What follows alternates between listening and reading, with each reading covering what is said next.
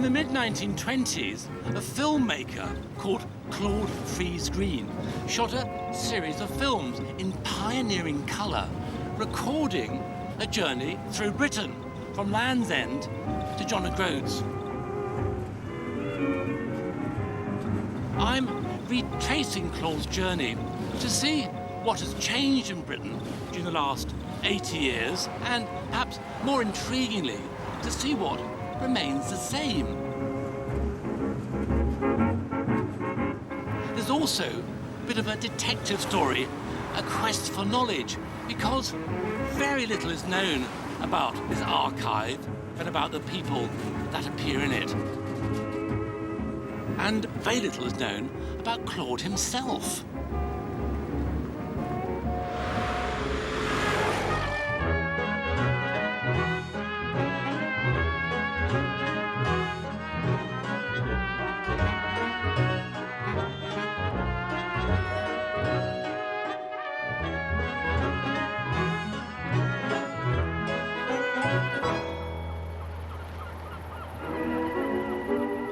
In the last film, I drove the first leg of Claude's journey from Cornwall through the West Country to Devon and Somerset.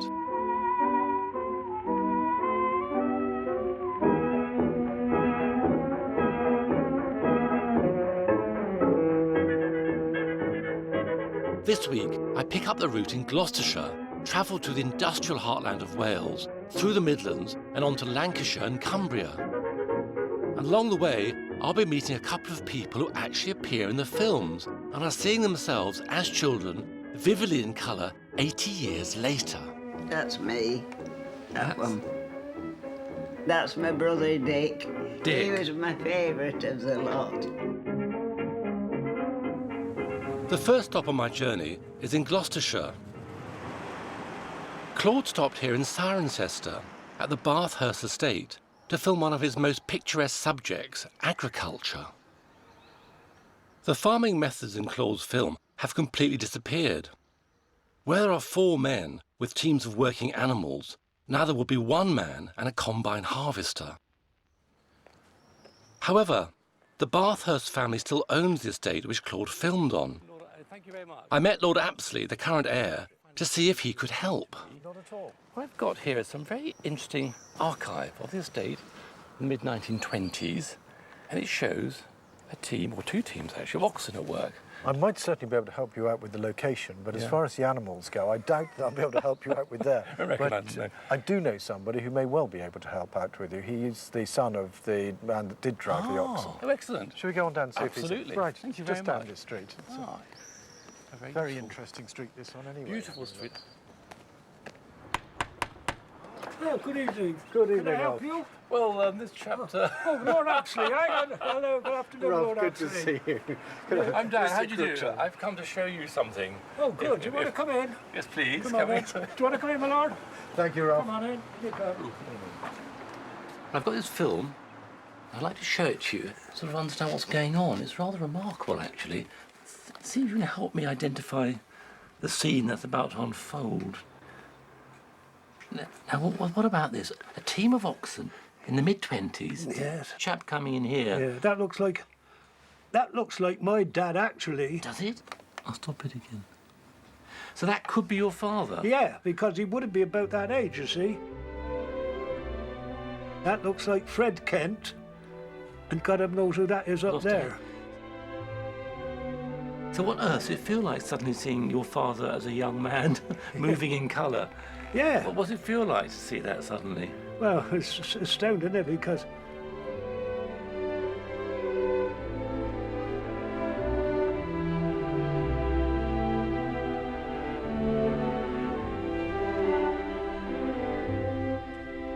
see, he wouldn't be very old, would he? So look. My God, I think you're right. Well, Something in it there. I mean,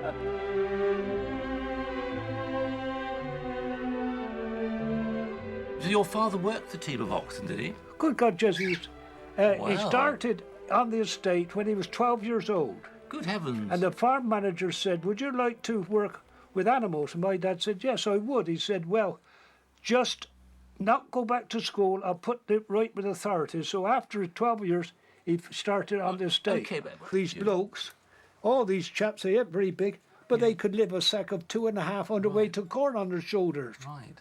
So can I But ask we you, couldn't do it today. did you like oxen? Oh, yeah, of course, I like all animals, but I didn't want to work with them.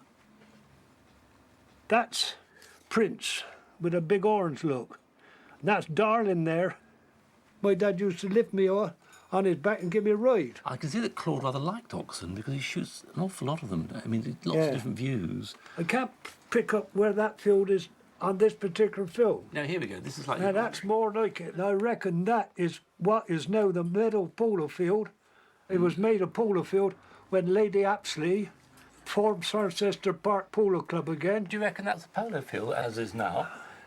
Well, I'm not absolutely certain, but Ralph was there during that time. But how does it compare with 80 years ago? It's changed enormously. Yes. And I think that when one looks at it, the estate, there were so many people dependent upon the estate for a living.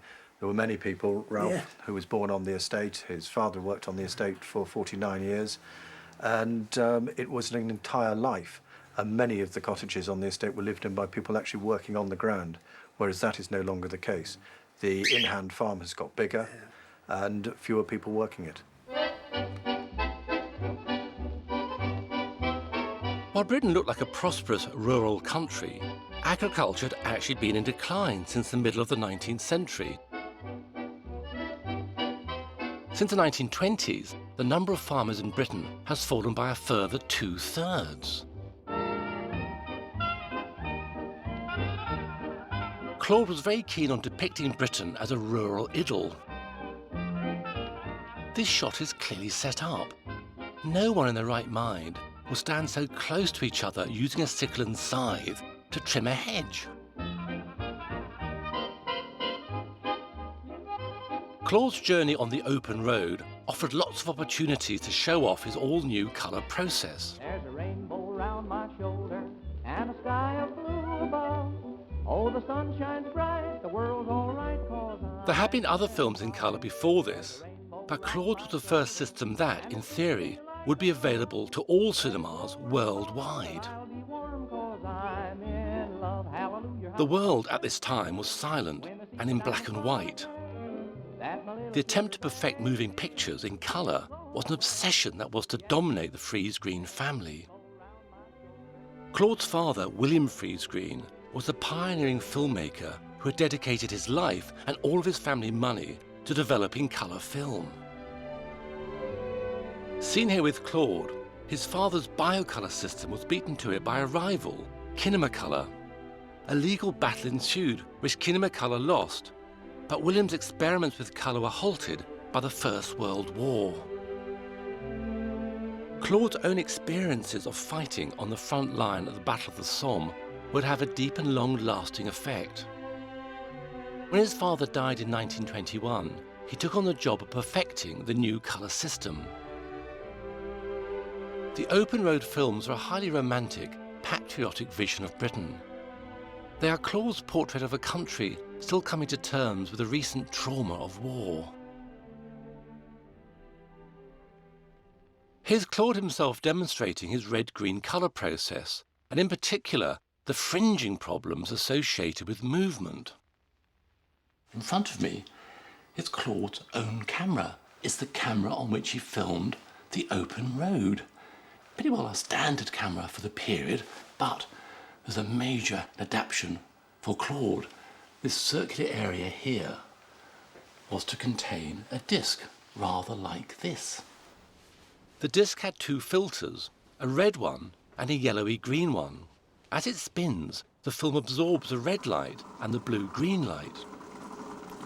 The black and white positive print was then dyed red and blue-green on alternate frames, and when projected at a fast speed, created the illusion of colour. and it fits me like a glove. The version of the open road we are looking at was carefully preserved, restored and printed from Claude's original negatives by the British Film Institute. That my little sugar baby. Inadvertently, Claude's films are a documentary of Britain in the mid-1920s in glorious colour, some 15 years before the famous Technicolor films Gone with the Wind and The Wizard of Oz. We pick up Claude's journey in Raglan, across the border in Wales. Everywhere he went, Claude charmed people into appearing in his films, like this couple visiting the ancient castle. Then, having a picnic right by the side of an A road was much safer than it would be today, and it was also quite a pleasant thing to do. Claude artfully arranged this colourful scene with one of the women dressed almost entirely in red, eating tomatoes with oranges for pudding. These women, who were sitting by their cars enjoying their lunch, had a very newfound sense of freedom. Women learned to drive during the First World War while their men were away fighting. The war was a terrible but strangely liberating time for women because they got the opportunity to do all manner of new things. They gained a new sense of independence. And of course, in 1918, women got the vote. The only women aged 30 or above. For women, it was a truly exciting time to be alive. The end of Edwardian strictures brought the liberation of the 1920s. More women were working in service and clerical jobs. Fashion went through huge changes as well, with short bobbed hair, cloche hats, looser dresses, and no corsets. Claude had a real eye for the ladies. There are noticeably more women than men in his films. Dressed in the new brightly coloured fabrics, they showed off his colour process beautifully. She's got eyes of blue. I never cared for eyes of blue, but she's got eyes of blue, and that's my weakness now. On to Tintern Abbey for a traditional touristic view. Although he clearly had a problem with his image, the colour flickered. In Chepstow, we find two of Claude's favourite subjects, children and animals. This little boy is sitting on a broken bicycle frame, sharing his jam sandwich with a friend.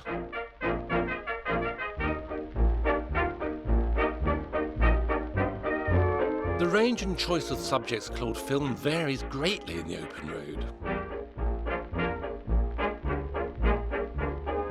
Here in Cardiff, he seemed to shoot as much going on as he could. He even made the effort to get on the top deck of a tram to film the high street.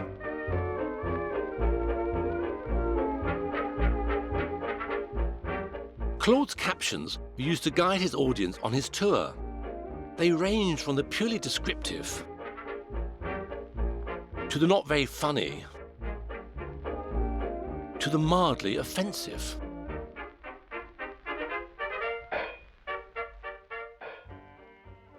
The next films of Cardiff are a seemingly random collection.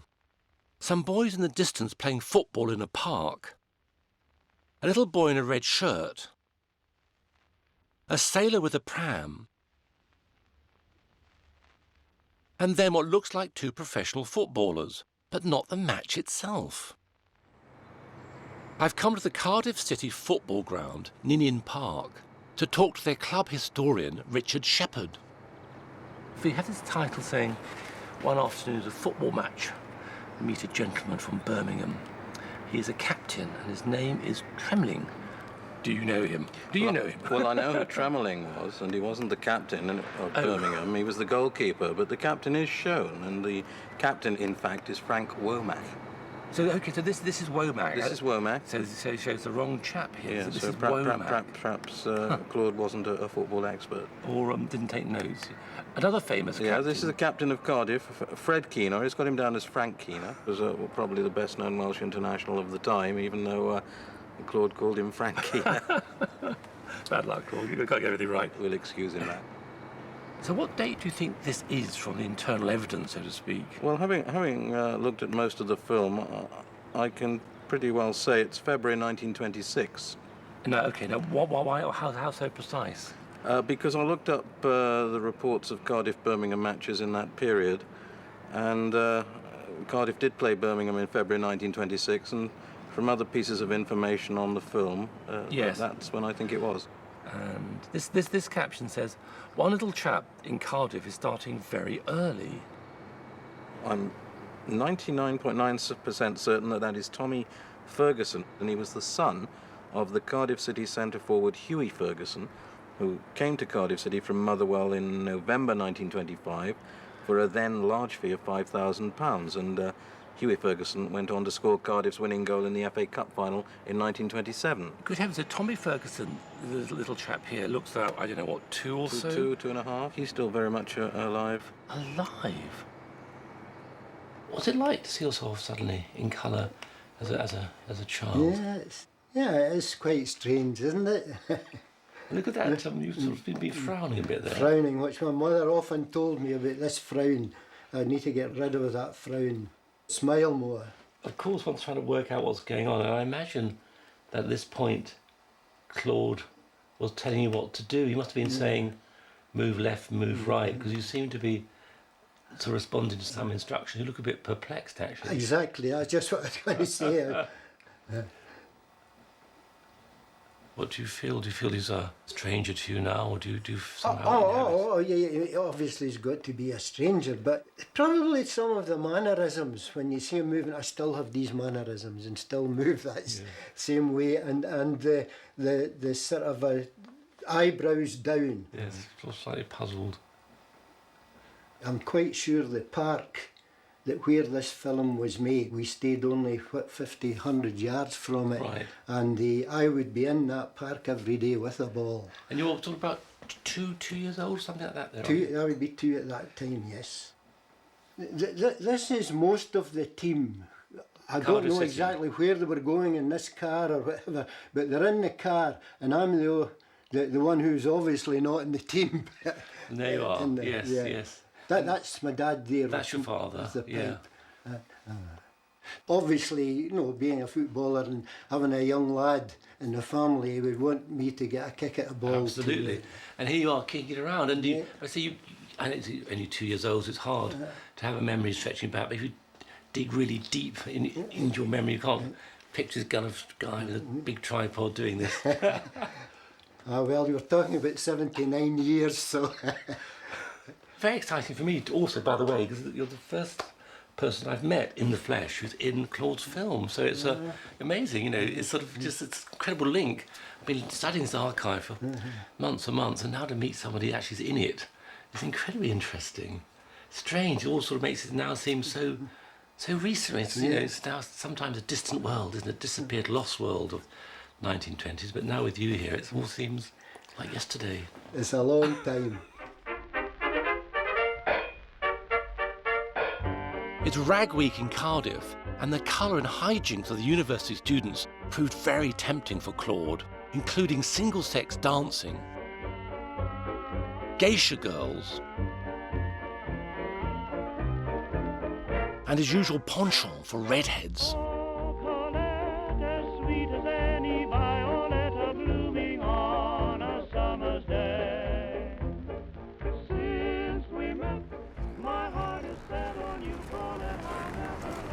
Rag Week is a week-long series of events organised to raise money for charity. The idea seemed to have originated around 1900 in a rather peculiar way, with students getting hold of old rags and writing poems on the rags and selling the rags to make money. Most bizarre. Certainly, though, judged by Claude's film, by the mid-1920s, the main event of a Rag Week was for the students to dress up in outlandish, bizarre and rather daring costumes. The students gathered on the lawn in front of the main university building. Claude featured the girl wearing a red and green scarf, of course. The pirate or gypsy look seems to be popular, especially with what looks like boot polish on their faces.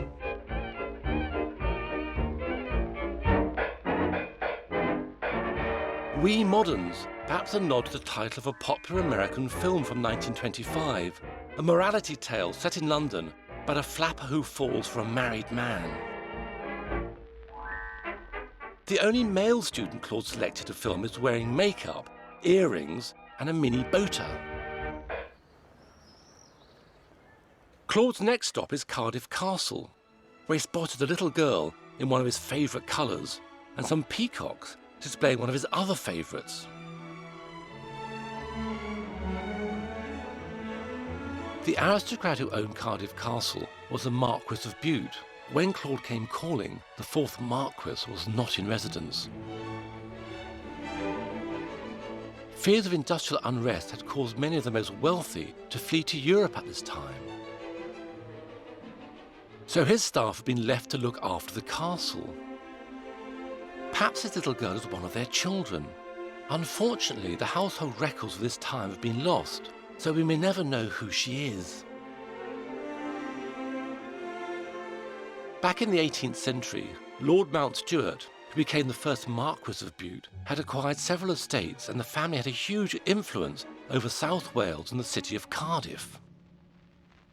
When the coal industry took off, the family built the Glamorgan Canal from Cardiff to Merthyr. This shot shows a barge laden with fuel briquettes on its way to the Bute docks. The second Marquis had built the docks in the early 1800s, and by the time Claude filmed, it had become the biggest and most prosperous port in the world.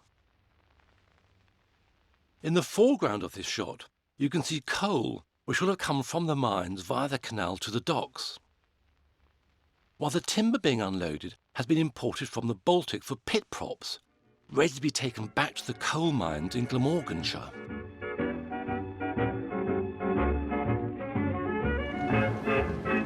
I'm now heading north of Cardiff, where Claude filmed the valleys of Mountain Ash and Abercynon.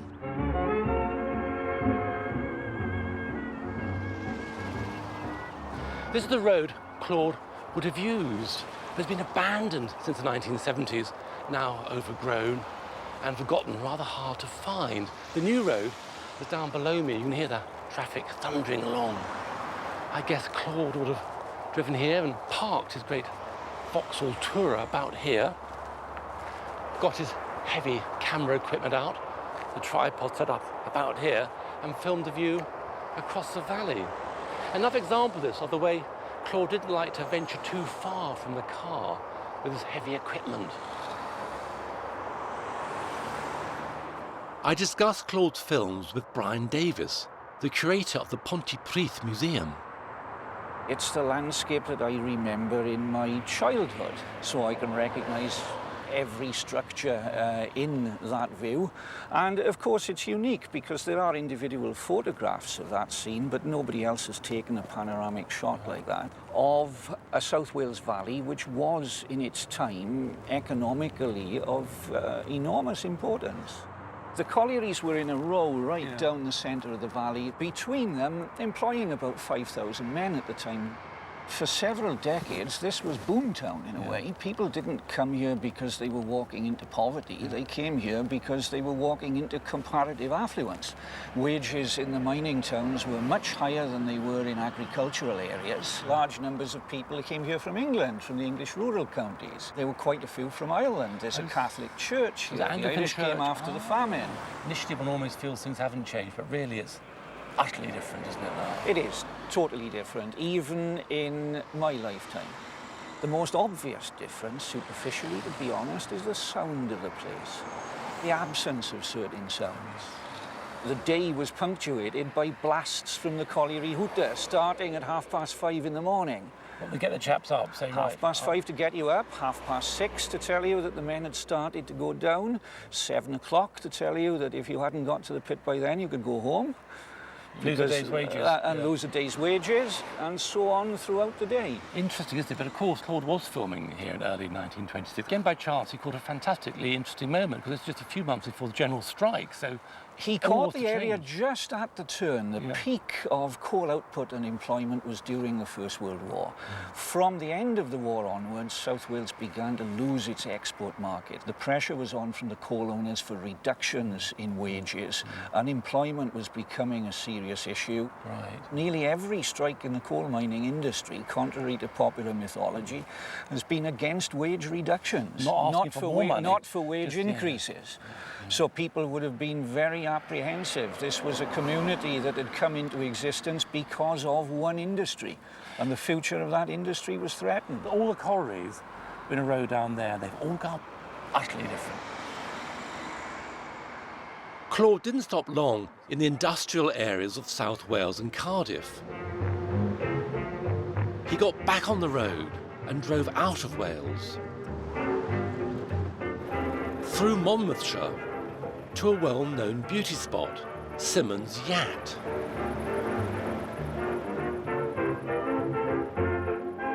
Claude was a clever filmmaker, a bit of an illusionist. He liked to manipulate his material to create the strongest images possible, and quite right too. Also, he liked to add a sort of telling details. For example, in his view from here, he has two young ladies. They, of course, were to add a sort of bit of visual interest to improve the view. But they had a rather better view than I've got, because in front of me now is a wall built since their time. They'd have seen a lovely view from here right down into the valley towards the river.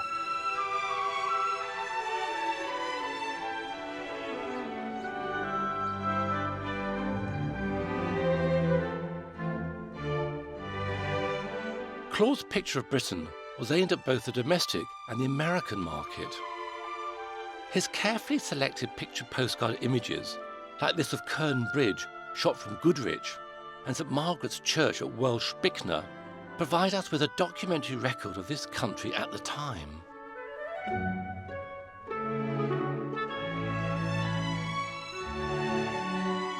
Claude moved on to Ross-on-Wye, where he caught the local cows cooling off.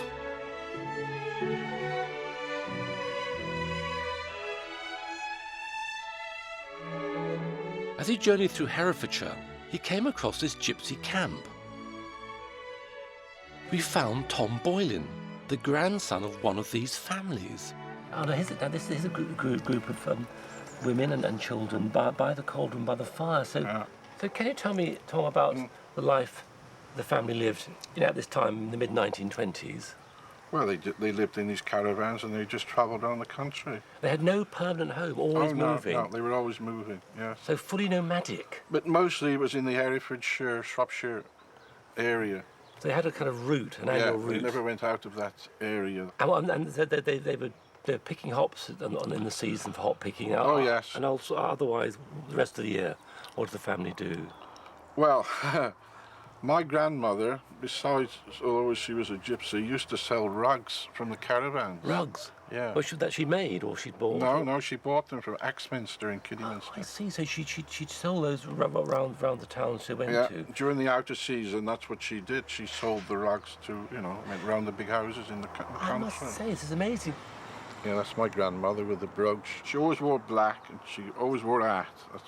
Whenever you see her, that's all she wore. And she's wearing black, of course, with this great big brooch at her throat. You say you've got it? I've got it here. What an amazing piece of work. And there it is, a big round brooch. And there she is wearing it in Claude's film.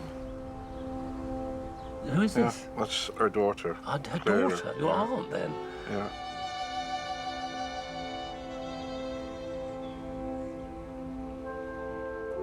Uncle Dick, that was part of his family. And there was another brother called Harry. He had his family there too. Yeah. They all met up picking, but the rest of the year they did their own travelling. They weren't all together all the time. It was just up picking time that they met on this particular up field, and they picked hops together as a big family. Every year they took the caravans, and the grandparents and that slept in the caravans. And they took these big, massive tents. The children used to sleep in the tents. But what we used to do, we used to get up 6 o'clock in the morning.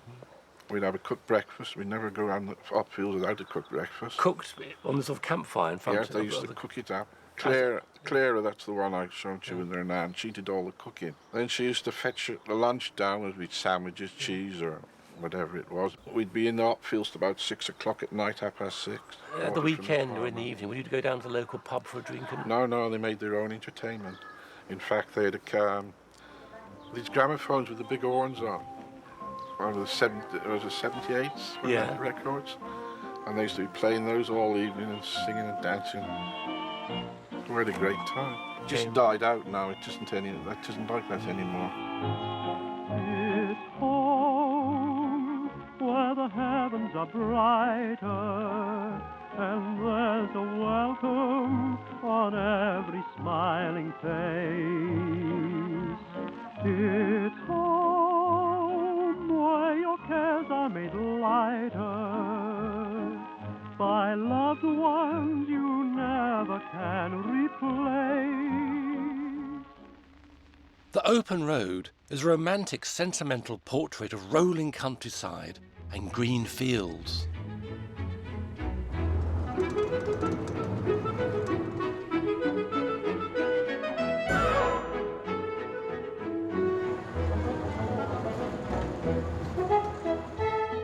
He was very taken with the local cattle. Herefords were a famous breed in Britain at the time, but they would go on to dominate the world beef market. The breed was originally exported to the United States in the mid-19th century. They also went to South America, New Zealand, Australia, and South Africa. Claude filmed these farm workers taking a well-earned break.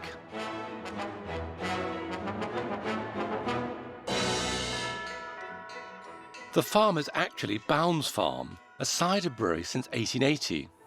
Weston's organic cider is still brewed on the premises and is exported all over the world. They stopped breeding Herefords in the 1970s, but Claude managed to film one of their prize-winning bulls. Conquest weighed in at 2 tons and had just come back from being shown at the Three Counties Agricultural Show just outside Hereford. I'm here to meet Mary England, who has lived in the local village of Much Markle for most of her life.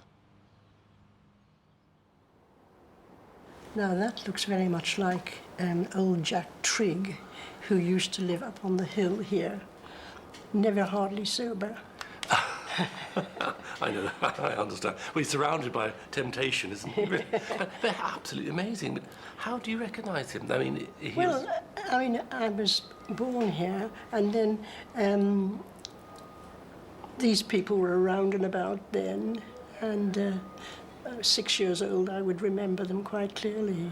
Well, you know, they're presumably their children, I suppose. You just simply pass them every day in the part of village life. What sort of chap was he then? I remember on one occasion we came home on a Saturday evening and we found him hanging in the brook at the bottom of the hill here. So the bus driver stopped the bus, picked him up and took him home. That's what life was like then. Yes. He passed out with too much cider. Too much cider, you see, and he got so far in the fresh air and it hit him. But cider was a part of ordinary life. I mean, it was a necessary drink. But it gave you energy for work, I suppose. He seemed to have embellished himself with a buttonhole, which is rather charming. But of course, a lot of the old folks did. You know, they picked them as they came through their garden. Which is an old tradition. How very nice. Now, this chap, quite different. It's a bowler hat and got a tie on. Yes. So, do you know who that might be? Well, I think that is Harry Cox, who used to live up at the Point.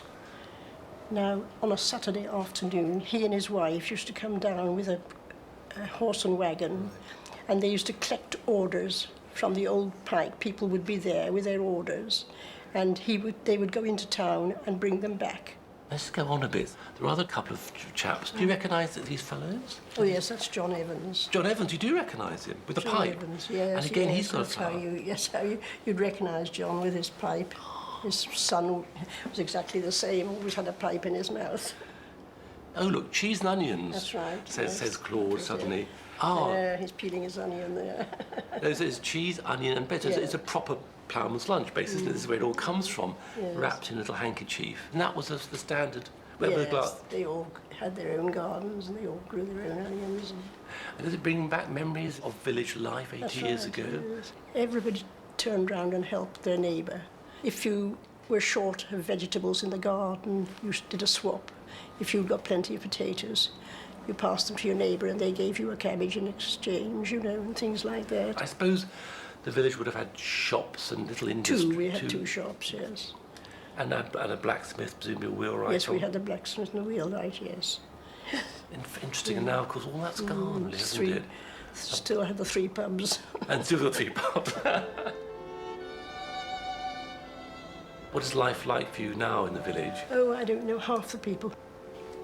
No, I don't know half the people. Of course, you see, they're in motor cars, you know, driving backwards and forwards, so you don't know them at all.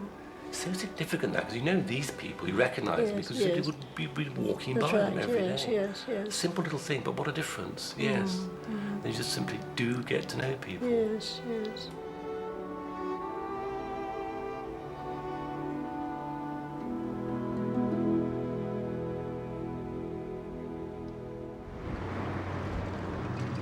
It's ironic that the very thing that Claude celebrates in the open road, the motor car, is what has changed the country so completely.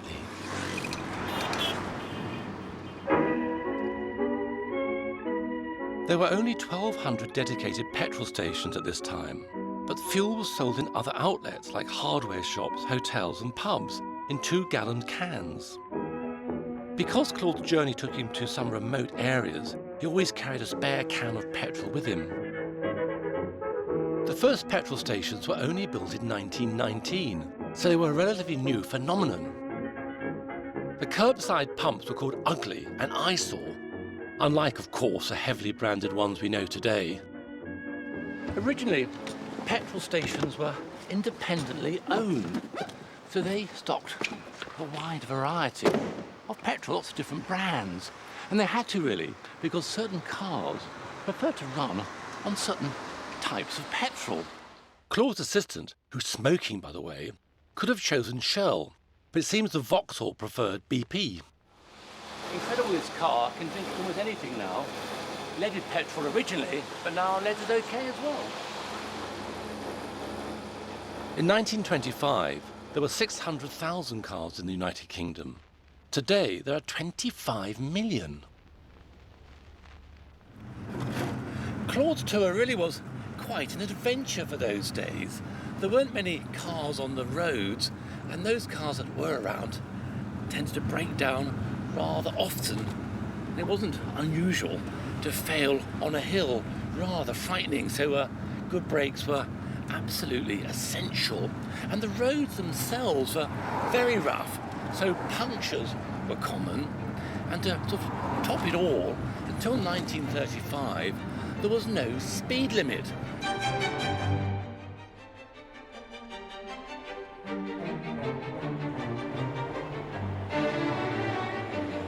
Claude continued his journey from Herefordshire through to Shropshire, stopping in Ludlow to film the castle as well as a local blacksmith, capturing the marvel of atmospheric colour in the Dingle Gardens in Shrewsbury.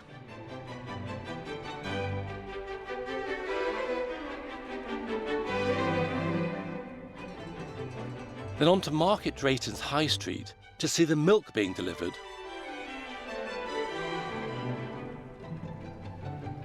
And a sunset at Long Mynd. From the rural idyls of the border country, he stopped briefly at the Trent Valley and the bleak industrial vista of Stoke-on-Trent. Claude took the opportunity to show off his all-new colour process at Wedgwood's famous Etruria pottery. He rarely filmed interiors, as there wasn't enough light to expose the film properly. But in the Wedgwood factory's enamelling department, his walls of windows gave him ample opportunity and all the light he needed. In the 1920s, there were 735 people employed at Wedgwood. There are now over 2,000, and it's one of the few industrial-scale potteries in Britain.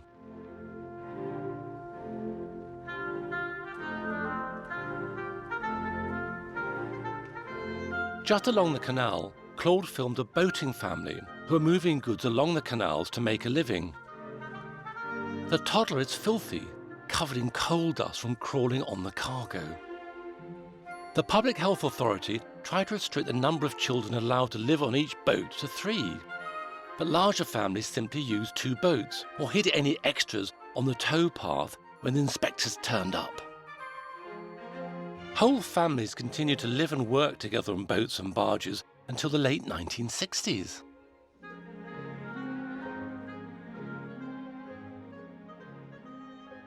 Claude drove north to an entirely different location, Liverpool's docks. This is the Canada Branch Dock No. 1, filmed from the RMS Adriatic, which was owned by the White Star Line, the same company that built the Titanic. The RMS Adriatic was a Royal Mail ship. There was a fledgling airmail service, but 90% of post was still going by sea. The Royal Mail had contracts with travel companies, so along with the post, it took the Adriatic 2 weeks to transport her 2,800 passengers to New York. The captain was Frank E. Beadnell. His predecessor was E.J. Smith, who in 1912 was promoted to captain the Titanic. It's not an ordinary gal that I love, 'cause she was sent to me from heaven above. Next stop, Lancashire, via Southport. I'm thinking of my extraordinary gal. She's got a lot of something I crave in her dreamy eyes. I'll tell the world I'm only her slave, how I idolize her personality. Claude stopped on his way to Blackpool in an unnamed Lancashire village. We put a picture in the Lancashire Evening Post to discover its location, and Albert Clayton, a local historian, contacted us to help. I was flabbergasted. I thought, what's our house doing in the Lancashire Evening Post? I was born there, yes, in 1938. Then we got the washing on the hedge, which was quite common. My mother used to do that, and there was an advantage to this because the wind blew through the hedge from underneath, and of course it blew on top as well. And in addition to that, the clothes didn't blow away. So when Claude said this is a common sight in Lancashire, it's right. I mean, this yeah. was a common practice. Didn't necessarily mean that people here couldn't afford a clothesline. This was actually a sensible kind of It was practical, procedure. Yeah. It was just a practical thing. What do you reckon of these children? Can you say anything about them? Well, I don't recognise them. They could have been children who lived across the road or next door or wherever. There they are, rocking to and fro. Oh, with a dog, how lovely. Mm. Now, but here, Claude's got another shot, and 4 other children appear standing in front of the same hedge, I think, in the same sort of little cobbled path. Do you know who these might be, these children? Well, they are the Cross children who lived at the house where I lived. There were 7 of them. 7 children? 7 children, yeah. And their father, Thomas, he died in February 1919. So this time there was 8 human beings living in that rather small house, yes. My goodness me. The one on the left is Jim. This chap here, yeah, yes. Yeah. And then there's a child there with blonde hair. I don't know who that is. Could be some relation. Yeah. Then there's Grace. The girl here, Yeah, yes. and then Dick, or Richard, on the right-hand side with a cat. There was another one called Ewart. Another brother, right. Another brother called Ewart. They're all wearing clogs, in fact, aren't we used to wear clogs because across the road was a clogger's shop. A chap by the name of George Hill had it, and he actually told me when I was about 15 all about these Cross children, and the mother, she died age 40 in 1927. So just a couple of years after this was shot. He knew the family, yeah. He said it was a very, very sad time, and everybody was really, it affected everybody in the area. Well, tragic, it really was. And are any of them alive, do you think? Yeah, I think Grace is alive, but I've no idea if the others are alive. I don't think they are. I think all the others will be dead. That's me. That one. How many were you? 7 children, and just mother. Dad died just before I was born. Right. He couldn't face looking at me before I came. You look the same almost now. Your face is the same. So that's you, I know it is, there. That's it, and that's my brother Dick. Dick? He was my favourite of the lot. Oh, and he was a good lad to mother. We've all got our clogs on. You're wearing Look clogs? at his socks. Aren't I a little beauty? Yes. Ooh. You've got the same expression too. A bit mischievous. Here's a little boy, look. We don't recognise him, but he's eating his jam as well, isn't he? He's having his jam butty. Jam butty. And you're holding his hand. So you must have known him quite well. No, I hadn't noticed that. So that's Dick again with the cat. This is Dick. We're very fond of animals. So what's it like now for you to see yourself and your brother as you were 80 years ago in moving colour pictures? It must be very strange for you now to see. What do you feel? Does it take you back? I only remember a black cat, isn't that funny? But we must have had a ginger.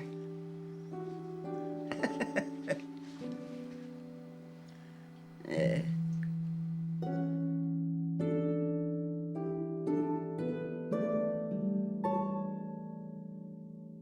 What happened when your mother died? I mean, how did she die? Same as Dad, pneumonia. Pneumonia?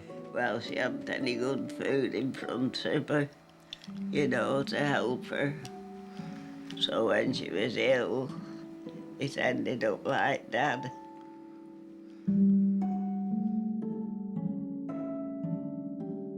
She was wonderful. And how long was it before you were separated from your brothers? I mean, was it quick? Well, immediately Mother died. There was nobody wanted as much. You left the house where you'd been Granny born. and Grandad never took us in. Who you'd have thought might have done if only one of us. But no, I went to this great aunt's because I'd come in useful for Auntie, being a girl, when she was getting older. So that's why. Dear Grace, this is from, oh, Jim and you, this is your brothers. And here it says, Harris Orphanage, Yeah. Preston. That's right.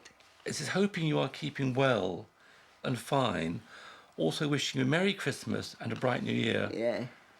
Christmas will soon be here, so I hope you will have a jolly time. We both have friends who come to see us on visiting days. Golly. I'm sorry that you cannot come and see us. Oh, Auntie would never let me go. Why would your auntie not let you visit your brothers in the orphanage? She didn't understand, did she?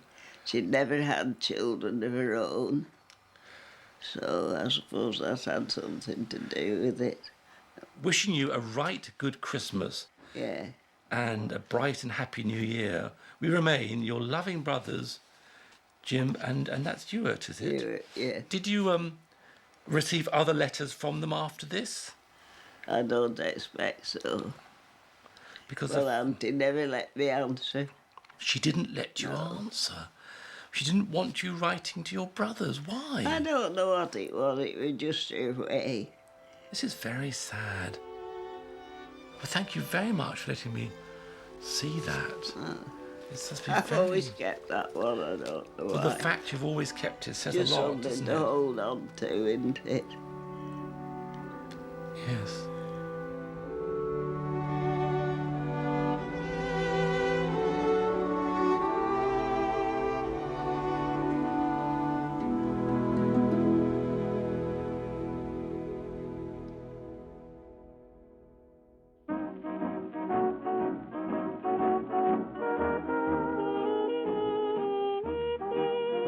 Claude motored up the coast road towards the bright lights and pleasures of Blackpool.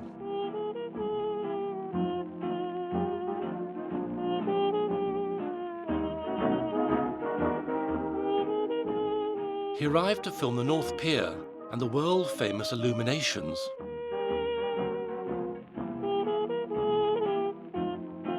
The lights had only just been switched back on after staying dark for the whole of the First World War. Claude's colour process captured the lights of the scenic railway on the pleasure beach, as well as the casino by moonlight.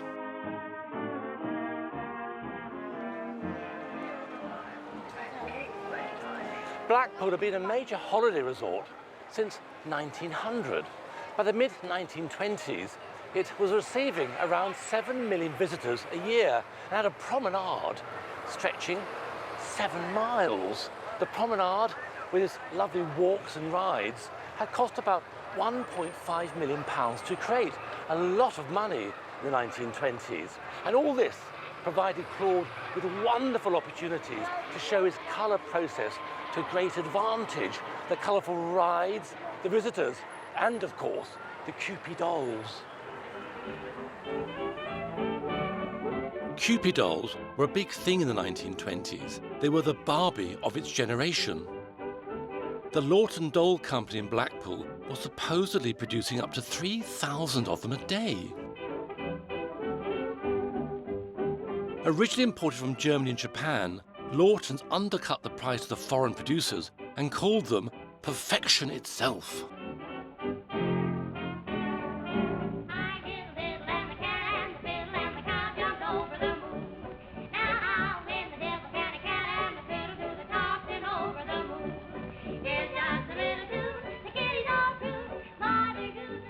George Valentine Tonner, one of the owners of the Kewpie factory, also ran a number of other concessions at the Pleasure Beach. Originally from Ireland, he emigrated to America, fought in the First World War, travelled to Australia, and in 1920 came back to Blackpool to invest £10,000 in a number of attractions. He also introduced a dodgem ride to Blackpool, the first in Britain.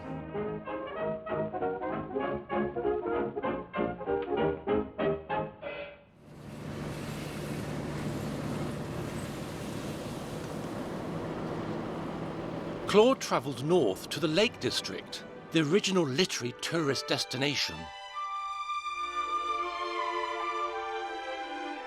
Tourism in the lakes began in the late 18th century when the first guidebooks were published. Authors like William Wordsworth and Samuel Taylor Coleridge advertised the natural beauty of the area to the nation.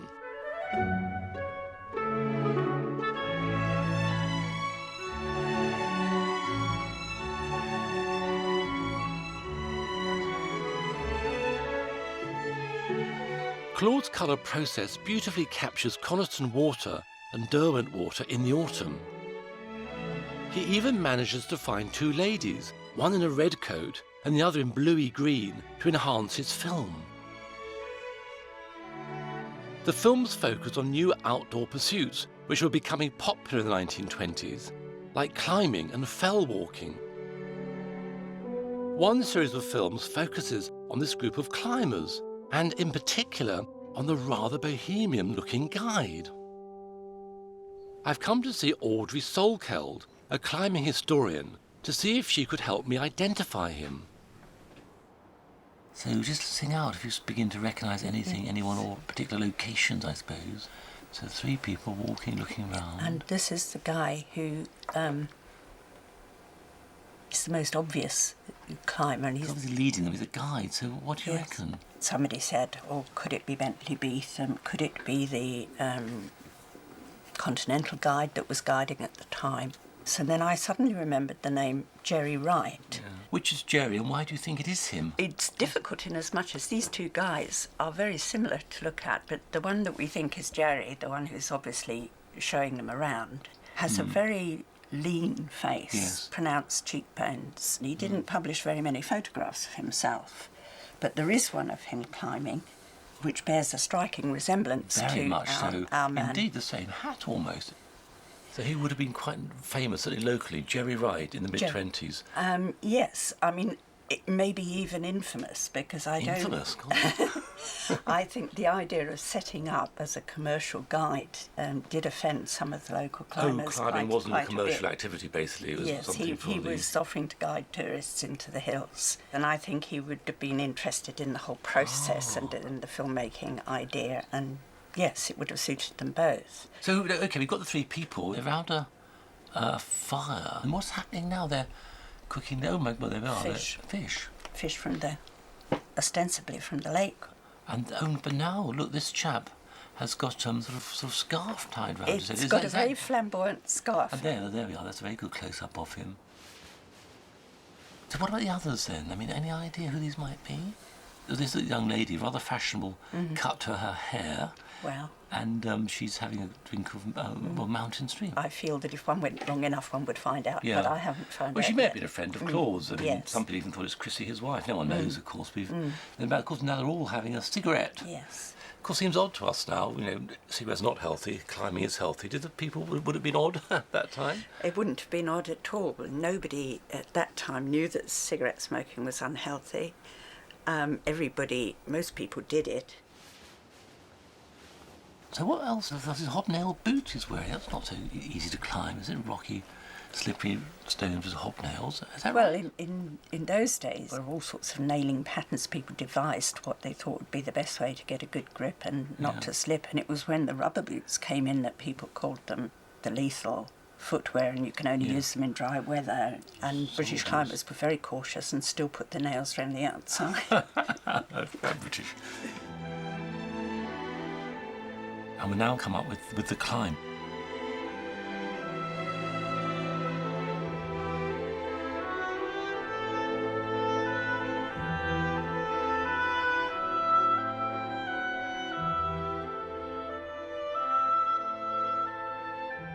Here we go, they're now roped together, so implying this is sort of a serious bit of climbing. This is Jerry, our leader, and he's belaying the next person out. They're making a bit of a tangle at the rope.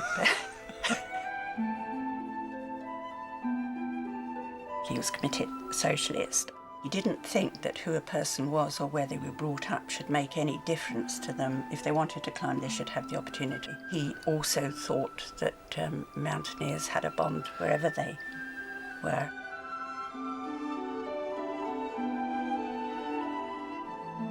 And, oh, there they are, admiring the view. This is a lovely shot, isn't it? Yes.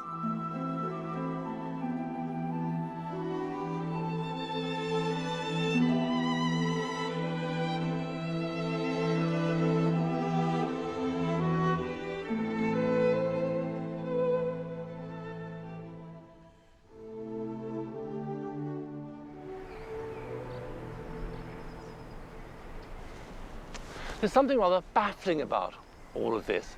None of it quite fits with Claude's usual style of filming. Typically, he'd stop his great Vauxhall by the roadside, get out his heavy camera equipment and shoot away. But here, he's properly sort of climbed up this mountaintop. How on earth did he bring his equipment up here? The heavy camera, the heavy tripod. Rather amazing. I suppose he made the most of Jerry and used Jerry's maybe student climbers to haul the stuff up. But I tell you what, it's a proper climb.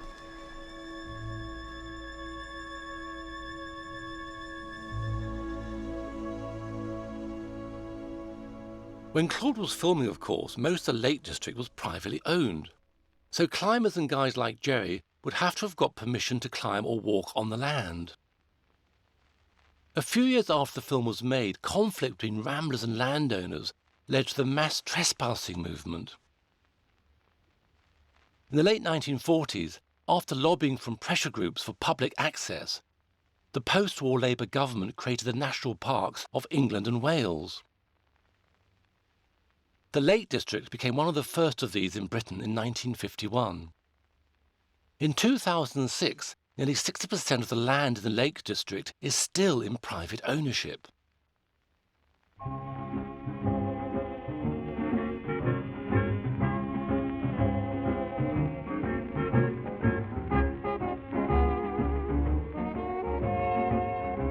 So having completed the first two-thirds of Claude's road trip from Land's End to John O'Groats, what do his films reveal? Claude captured, by chance, Britain at a point of fundamental change. His colour films offer us a wonderful window into a now distant country, our past. In the final programme, we cross the border into Scotland. We find out what happened to Claude and his colour process. And we reach the end of a magical journey. If you'd like to see more of Claude's open road films, then go to bbc.co.uk/history, where you can watch all the archive on broadband.